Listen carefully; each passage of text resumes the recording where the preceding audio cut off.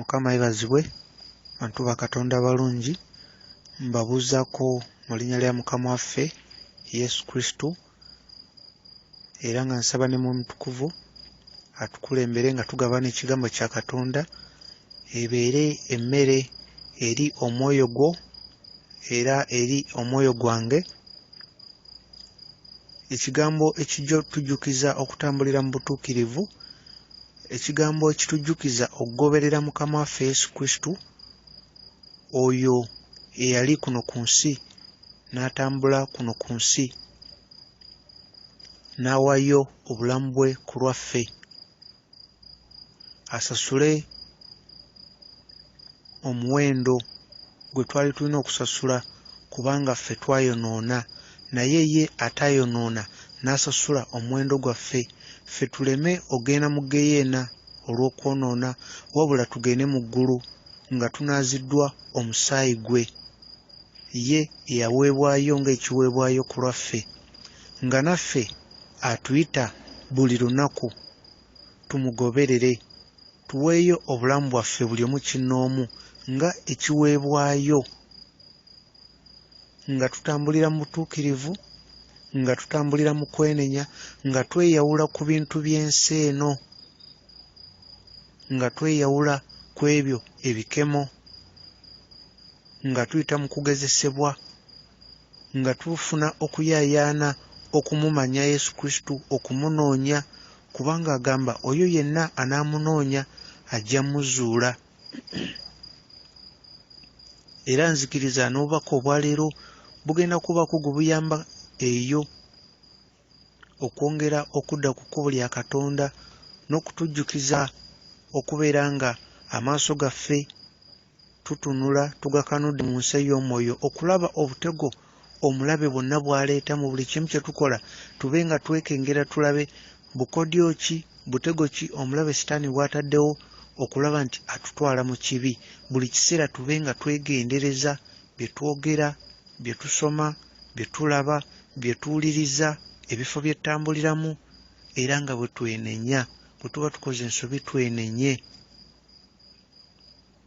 Ate bwe tuba nga tusaba Mukama Katonda, oluusi ng'olaba essaala z'osaba olaba nga Katonda ataziddamu, bw'olaba nga Katonda asirise oba nga tonnalaba kyakuddibwamu, osobola okugumiikiriza, naye ng'ate tovuunula kusirika kwa Mukama Katonda gw'ate n'okuvuunulamu nga oba Mukama agaanye okuddamu. Nedda, oluusi okusirika okwo n'olaba nga Mukama tonnalaba kyagamba, ayinza okuba Mukama alina kyakulaga, nga okuddamu kwakuwa kwakulaga ekintu olina kulaba bulabi, naye ate ng'olinze kuwulira, ayinza okuba ayogera na mutima gwo ng'olinze kuwulira n'amatu, kubanga Mukama alina eddoboozi, alina amaloboozi, ayogerera mu bintu eby'enjawulo. Kati olina kwetegereza nnyo olabe Mukama ayise mu kkubo ki okuddamu essaala yo. Olina okwetegereza nnyo kuba buli kiseera Mukama abaako engeri nnyingi nnyo gy'abagezako okwogera naffe, engeri nnyingi nnyo Mukama gy'agezako okwogera naffe. Olina kwongera kwetegereza na kusaba, kwetegereza na kusaba, ojja kulaba nga mu ngeri nnyingi Mukama ali mu kuddamu essaala yo. Oluusi essaala gye wasabye leero oba nga addamu essaala gye wasaba emabega, era nga bwe weetegereza obulamu bwo olaba nti ebintu bingi by'osobola okwebaliza Mukama Katonda by'akkoledde, nga ke kabonero akalaga nti n'ebyo by'atannakola ajja bikola. Nga bwe weetegereza Katonda by'azze akola mu bulamu, mazima omanya Katonda essaala ze aziddamu. Naye oluusi ne tubiraba luvannyuma, era nga ne leero ky'olinda ky'atannaba kuddamu, ate olunaku lumu era ogenda kiweera obujulizi ng'azzeemu. Kati bwe tuba tusabye ng'olaba Mukama takuddamu, sooka ogumiikirize, ayinza okuba akosezza akasiriko oba okusirikirira okwo okutwala ku ddaala eriddako mu bulamu, oba ng'akoze ekyo okwongera gwe ofune okuyaayaana okumunoonya paka lw'onaalaba ng'akuzzeemu. Tulina okumanya nti nga bwe tulina sizoni nti n'ogamba nti waliwo sizoni ey'omusana, waliwo sizoni ey'enkuba, ne mu nsi ey'omwoyo namwo mulimu sizoni zaamu, ng'era waliwo ebintu ebijja olwa sizoni eyo. Kati kino ekiseera kye tulimu mu nsi ey'omwoyo, kino ekiseera kye tulimu kiseera kya kulwana, olutalo lw'amaanyi, obwakabaka obw'ekizikiza n'obwakabaka obw'ekitangaala. Era ebiseera bingi tubeera oluusi nga tuli bakristaayo ng'era tugoberera Mukama waffe Yesu Kristo, naye ng'ate oluusi tuba tetumanyi ddala ki ekigenda mu maaso mu mwoyo, obunene n'obunyiikivu bw'olutalo olwo, ng'era oluusi tetubirowooza nako, naye nga ebyo biva mu olutalo omulabe ebyokulwanyisa byayolekeza emyoyo gyaffe ebyo bitutuukako, era ne bitutuusaako obulabe, n'abaako kyabba, n'abaako kyatta, n'abaako kyazikiriza, n'abaako kyayonoona. Omulabe akosa ebintu bingi, obwakabaka obw'ekizikiza aba ayaayaana okuggyamu ekitangaala kyonna ekiri mu mwoyo gwaffe, kuba buli lwe twewa Yesu Kristo ne tusoma ekigambo kye, ne tuwuliriza ekigambo kye, ne tusinza ne tutendereza, twaniriza ekitangaala kye ne kijja mu mwoyo gwaffe. Kati omulabe sitaani aleeta obutego obw'enjawulo okuggyamu ekitangaala ekyo, ebikemo eby'enjawulo, okugezesebwa, ebintu bingi nnyo omulabe byaleeta, ng'ayagala ate bwe tubyewa twanirize ekizikiza munda mu myoyo gyaffe. Ng'ekigendererwa kya sitaani kyatutwala mu geyeena mu muliro ogutazikira, naye ng'ekigendererwa kya Mukama Katonda kyatuwa obulamu obutaggwaawo. Era ng'obulamu obutaggwaawo tubufuna tuyise Mukama waffe Yesu Kristo. Naye nga n'okugezesebwa kuno kwetaagisa, olw'ensonga kukulu nnyo olw'okuwona emyoyo gyaffe, kuba mu kugezesebwa kuno Mukama agezesa emyoyo gyaffe, nga bw'olaba nti bwe baba katugeze nga bw'olaba nti golodi ayita mu muliro, kati naffe tuyita mu kugezesebwa kuno, oluusi ne tugwa naye ate ne tuddamu, Mukama n'atulaga engeri gye tuddamu ne tuyimirira. Kati okugezesebwa okwo Mukama akukozesa naffe okukula mu mwoyo, n'olw'ekibala ekyo ekiri mu ffe okukungulwa, nga kikungulwa ffe ne Yesu Kristo. Tulina okufaayo tumanye ki ekigenda mu maaso mu mwoyo. Mazima ddala olutalo mwe luli, olutalo mwe luli mu mwoyo, olutalo luli mu mutima gwo, olutalo lutandikira mu ndowooza zaffe. Birowoozo ki by'otera okulwanyisa? Ebirowoozo ebikyamu bijja, ebirowoozo ebirungi ebiva wa Katonda ne bijja, biriwo ebisinga okuwangula. Ebirowoozo eby'ensi ne bijja, bikuyita okwate ekkubo lino, okole kino, okole kiri. Ebirowoozo bya Mukama ne bijja mu mutima bikulaga kola kino, kola kiri. Olutalo luli awo lw'amaanyi, naye nga tulina kwewa Yesu Kristo ne tweyawula ku bintu by'ensi eno. Eno sizoni y'olutalo nnungi nnyo olw'okututeekateeka ffe n'okutugumya tuwa amaanyi, kubanga watali kugumya kuno n'okutuwa amaanyi mu mwoyo, mazima tuba tujja ggwa. Oba si ekyo tuba tujja kuwulira nga abalekeddwawo, tuba tujja kuwulira nga Mukama waffe Yesu Kristo atuleseewo. Naye mu kugezesebwa kuno twongera okuyaayaana okudda gy'ali, n'okuwulira ennaku nga tutambulidde mu kibi, nga tuwulira nti tugudde, twongera okuwulira ennaku mu mitima gyaffe, ate ne tufukamira ne tudda gy'ali ne twenenya ne tumukaabirira, kuba tuba tuwulira bubi, tulaba nga abamuliddemu olukwe, azze atusomesa, azze atuyigiriza. Kati okugezesebwa kuno nakwo kulungi. Tulina okukkiriza okubonaabona ku lwa Yesu Kristo ne tweyawula ku bintu by'ensi eno.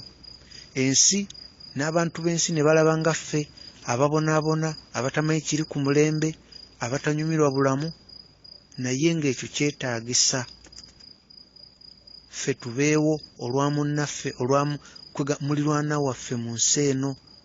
Buli muntu yenna muliraanwa waffe, muliraanwawo obeewo ku lulwe, ekyo ekimuluma naawe kibe nga kikuluma. Tugabane obulumi obw'omulala,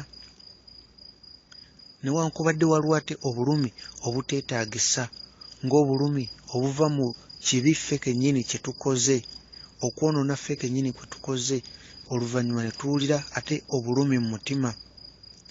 kuba tujjukire ffe kennyini ffe tuggulawo enzigi ezo omulabe zayitamu n'ayingira n'aleeta ennaku n'okulumwa mu mitima gyaffe. Naye ate mu bunafu bwaffe Mukama waffe Yesu Kristo n'ayoleka amaanyi ge n'obusobozi. Mukama waffe Yesu Kristo atusomesa ku ngeri gye tuyinza okuggala enzigi zino omulabe zayitamu. Enzigi ezo biki bye tulaba, biki bye tuwuliriza, biki bye tusoma, bifo ki bye tubeeramu, kubanga ezo z'enzigi omulabe zayitamu. Birowoozo ki bye tukkiriza ne bibeera mu mitima gyaffe, mu ndowooza zaffe, ebyo omulabe byayitamu. Nnyimba ki ze tuwuliriza, firimu ki ze tulaba, ezo z'enzigi omulabe waayita.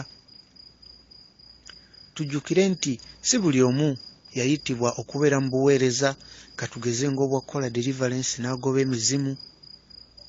Si buli omu, naye ate ffenna buli omu nga kinnoomu alina okuyitibwa. Yesu Kristo alina okuyitibwa, buli omu okutambulira mu butuukirivu, okwewala ebintu by'ensi eno, okwekuuma nga tetulina bbala.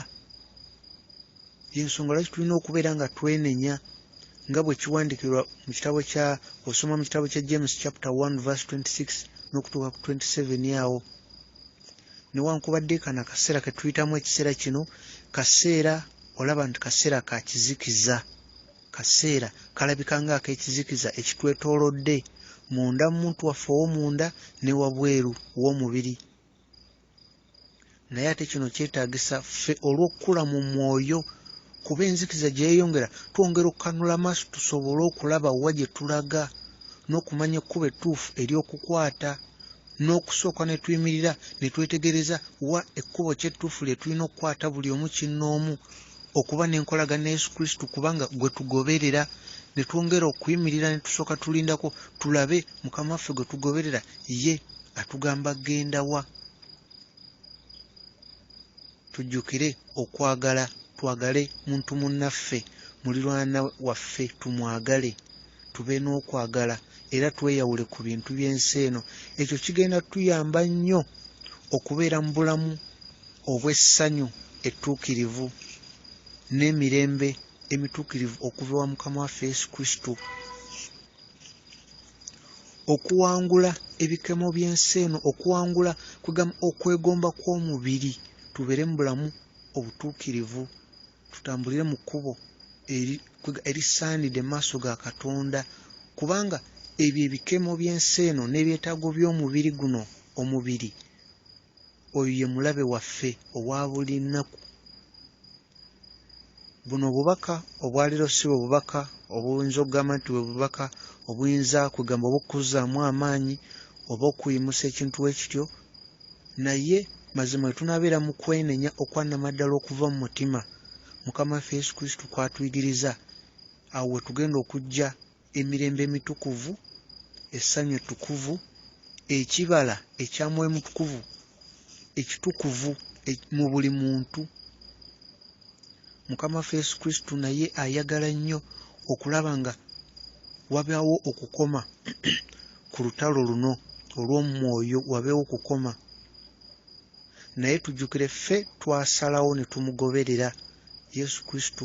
Mu kifo ky'okugoberera ensi eno n'obwakabaka obwa kizikiza, twasalawo ne tugoberera Yesu Kristo.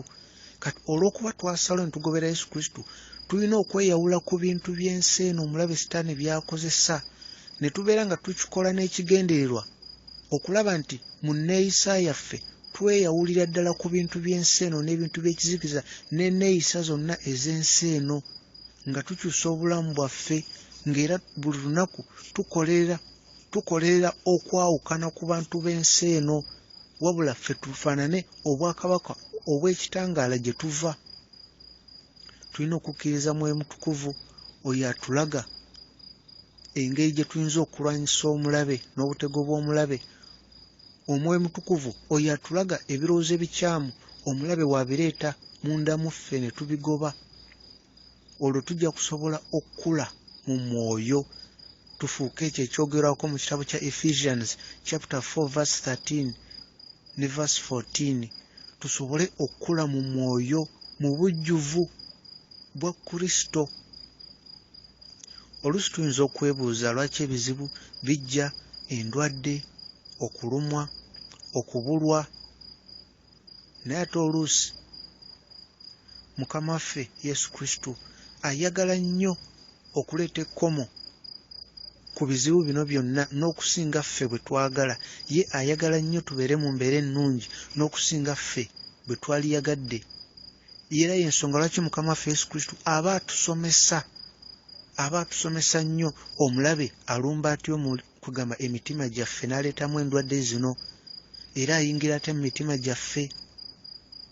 Era Mukama waffe Yesu Kristo atusomesa engeri gye tuyinza okukola enteekateeka okuziba omulabe aleme kuyingira munda mu ffe, engeri gye tuyinza okuggalawo enzigi zonna ze tuggulawo omulabe z'ayitamu. Ensonga lwaki Mukama waffe Yesu Kristo atusomesa tusobole okuggalaga amakubo omulabe g'ayitamu okuleeta okulumwa n'endwadde n'okubonaabona munda mu ffe. Era ensonga lwaki ne Mukama waffe Yesu Kristo atusomesa engeri gye tuyinza okwesumulula ne tuva mu obwo obutego omulabe sitaani bw'aba atutaddemu. Tulina okubeera abagumiikiriza ne Mukama waffe Yesu Kristo ng'atusomesa, ng'ayita mu Bayibuli, ng'ayita mu baweereza be, ng'atusomesa engeri ensi ey'emyoyo omulabe sitaani gy'abeeramu, engeri gye tuyinza okwewala ebyo omulabe byayolekeza gye tuli ebyokulwanyisa eby'enjawulo, engeri gye tuyinza okuyimuka nga tugudde. Mukama atusomesa singa tuba tulemereddwa ne twesanga tukoze ensobi, tuyinza tutya okuddamu ne tuyimirira ne twenenya n'atuwa obusobozi. Kubanga tuyimirira ne twenenya ne we tuba tugudde, ekyo ekigo we tugudde omulaba ate tayinza tusibirawo njegere ate naaba nga tuli mu busibe, wabula tusobola okulaba ensobi yaffe ne tudda ku kkubo ettuufu ne twenenya. Byebyo ebimu ku Mukama waffe Yesu Kristo by'atusomesa, olwo tusobole okuwona obuzibe bw'amaaso mu mwoyo. Mukama waffe Yesu Kristo ye atuukiriza ebyo byonna bye yasuubiza, era ayagala buli omu kinnoomu ku ffe nga bw'ayagala omu ku bonna, omu kugamba ku bayigirizwa be bonna. Ffenna atwagala kye kimu. Buli lunaku tulina okuyiga okugoberera Yesu Kristo, buli lunaku. Luno olutalo lwa buli lunaku okutambulira mu butuukirivu, okwewala okutambulira mu kibi. Luno olutalo lwa buli lunaku. Era buno obubaka nsuubira bujja kubako gwe buyamba eyo okubeera nti ekyo ekibala ekirungi Mukama kye yakuteekamu kyeyoleka, ng'ofuna okumanya n'enkolagana ey'omunda ne Yesu Kristo igwe nga kinnoomu mu omwoyo gwe ne kitaffe. Gye tukoma okweyawula ku bintu by'ensi eno, gye tukoma okuba n'essanyu munda mu ffe, ng'era essanyu eryo tulifuna okuva wa Mukama waffe Yesu Kristo. Gye tukoma okweyawula ku masanyu g'ensi eno, ebintu by'ensi eno, Mukama waffe Yesu Kristo gy'agenda okukoma okutulinnyisa amadaala n'okutuwa okumanya n'okutegeera okupya okw'okubikkulirwa. N'obuweereza bwe twalootangako obuloosi, Mukama ajja kubutuwa tubeere mu buweereza nga twali tubulootako buloosi. Olwo tujja kusobola okwetikka ogwo omugugu nga tetusobola kugwa. Tusobole okubeera nga mu mitima gyaffe tetuli bamuzibe, nga mu mitima gyaffe tulaba obutego bw'omulabe munda mu mwoyo gwaffe ne wabweru. Era mu kiseera kino mujja kulaba abantu bangi bajja kutandika okubanga Mukama abawa kwegamba abawa oba n'abatwalako mu ggulu oba nawa okubikkulirwa oba okwolesebwa ekintu w'ekityo, naye ye ayina engeri gy'ayinza obbamanyisa ku bintu bingi ebiri mu ggulu eby'enjawulo. Weewaawo olugendo lwe tulimu olw'okweyawula ku bintu by'ensi eno, lugendo luwanvu ate nga si lwangu, naye Mukama waffe Yesu Kristo abonaabona wamu naffe kuba ali munda mu ffe. Bwe tuyita mu kubonaabona naye afuna okulumwa, bwe tuba nga tuli balwadde naye afuna okulumwa. Ayagala nnyo nnyo nnyo ffenna tumanye enzigi zino ze tuggulawo omulabe n'ayitamu n'aleeta okutta, okubba oba n'abako kyayonoona. Enzigi ezo ffe kennyini ze tuggulawo ayagala nnyo tuyige engeri gye tuggalawo enzigi ezo, tutambulire mu butuukirivu. kubanga omulabe yajja kubba, ajja kutta, ajja kuzikiriza. Naye tulina okuyiga kwegamba obutego bw'omulabe tulina obuyiga ne tuba nga tumanya ebintu ebigenda mu maaso mu mwoyo. Emitima gyaffe gisobole okulaba munda ate nga giraba n'ebweru, kubanga bangi ku ffe twagala okwongera okukola mu mwoyo, twagala okwongera okukola mu mwoyo, okumanya ebintu ebiri mu ggulu, okumanya ebintu ebiri mu nsi ey'omwoyo, ate nga kijja kuba kirungi nnyo ne tuba nga tugenze mu ggulu, naye nga ne wano ku nsi tusobodde okumanya engeri gye tusobola kwegamba okulongoosebwa oba okweyawulako ekizikiza mu myoyo gyaffe, olwo tulyoke tubeere mu bulamu obw'obutukuvu nga tuli wano ku nsi. Olwo kye tusaba nga mu ssaala Mukama kye yatuyigiriza bwe tugambira nti obwakabaka bwo bujje, by'oyagala bikolebwe ku nsi nga ebikolebwa mu ggulu. Olwo lwe kijja okutuukirizibwa nga tutambulidde mu butuukirivu. Obwakabaka bwe buba bujja kusobola okujja ku nsi nga buyita mu ffe. Kyayagala kikolebwe mu nsi nga ekikolebwa mu ggulu. Olwo nga tweggyemu enzikiriza yonna ne tuba bantu bakitangaala ng'abali mu ggulu. Olwo kyayagala kijja kukolebwa ku nsi nga ekiri mu ggulu, kuba tujja kuba tuvuddemu ekizikiza kyonna nga tuli mu kitangaala. Tutambulire mu butuukirivu n'okwenenya. Mukama abakuume, era nga nsaba Mukama waffe Yesu Kristo nga nkozesa obuyinza Mukama bw'atuwa mu linnya lya Yesu Kristo, nsumulula bamalayika bagende batwale obuyinza mu bulamu na buli mu famire ya muntu yenna ali wansi w'eddoboozi lino. Mu linnya lya Yesu Kristo nsaba malayika bajje batwale obuyinza mu bulamu bwo, mu famire yo, eri emirimu gyo, eri abaana bo, eri ebiseera byo eby'emmaaso.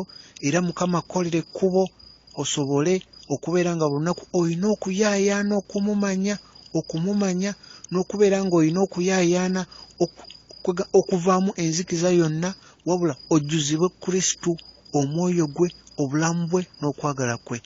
Mu linnya lya Yesu Kristo, amiina.